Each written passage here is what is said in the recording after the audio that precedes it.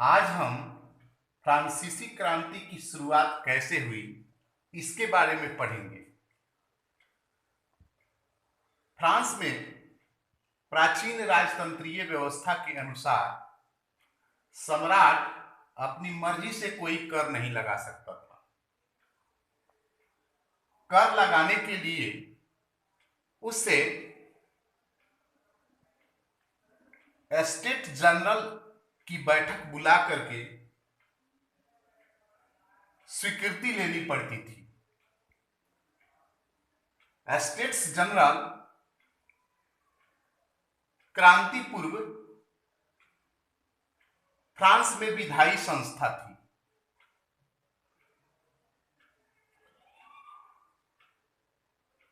5 मई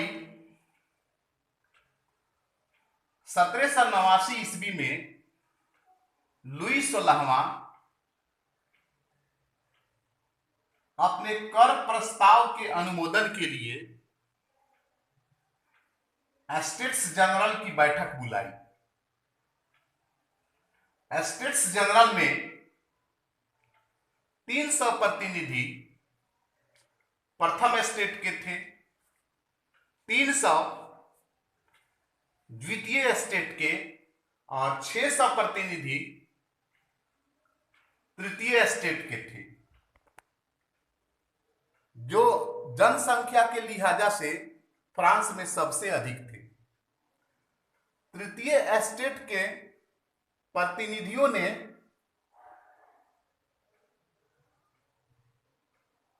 एक सदस्य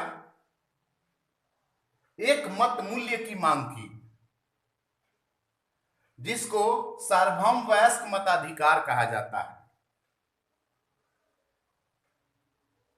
लेकिन सम्राट ने यानी सम्राट लुई 16वें ने इस प्रस्ताव को सहज तरीके से ठुकरा दिया।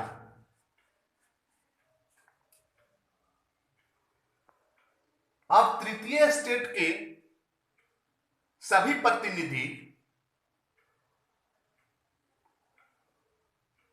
सभा से बाहर निकल गए।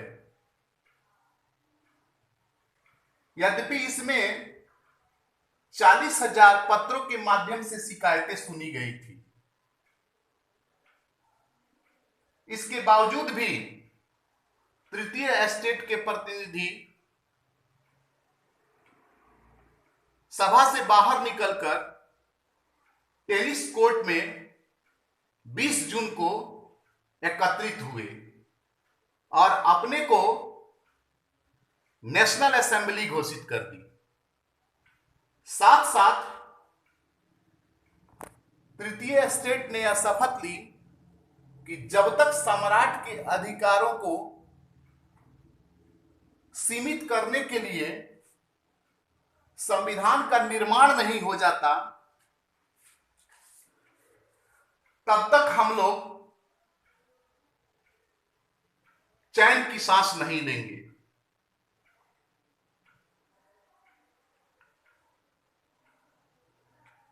इनका प्रतिनिधित्व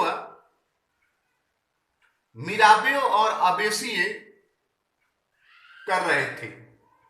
मिराबेओ स्वयं कुलीन वर्ग से संबंध रखते थे, लेकिन वे सामंती विशेषाधिकारों के विरोधी थे। मिराबेओ वर्साय में उपस्थित भीड़ के सामने जोरदार भाषण भी दिया। अबेसिये जो पादरी वर्ग से संबंध रखते थे, वे भी तीसरा स्टेट क्या है इसको समझाने के लिए एक प्रभावशाली पंफलेट निकाला।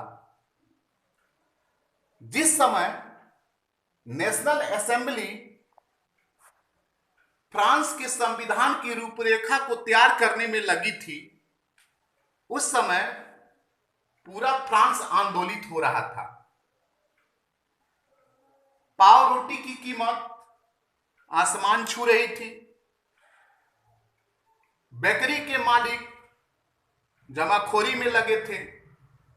ऐसी परिस्थिति में घंटों से बेकरी की दुकान पर खड़ी महिलाएं गुस्साकर बेकरी की दुकानों पर धावा बोल दी। सम्राट भी सेना को पेरिस में प्रवेश करने का आदेश दे दिया। ऐसी परिस्थिति में गुस्साई भीड़ 14 जुलाई 1789 ईस्वी को वास्तिल के किले पर धावा बोल दी और उसे नेस्ता नबूद कर दिया।